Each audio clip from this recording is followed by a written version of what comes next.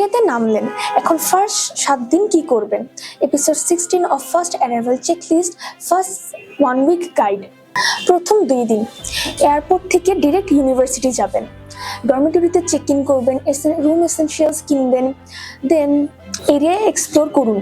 Day 3 to 4 university অফিসে report করুন, documents verify করুন, স্টুডেন্ট আইডি কার্ড অ্যাপ্লাই করুন, ওরিয়েন্টেশন অ্যাটেন্ড করুন। ডে 5 to 7 ক্যাম্পাস ট্যুর করুন, ক্যান্টিন, হসপিটাল, ক্যাফেটেরিয়া এগুলো লোকেশন জানুন, টি কার্ড কিনুন অ্যান্ড গ্রোসারি খুঁজুন।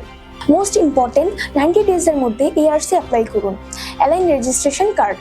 এছাড়া আপনি স্টাক।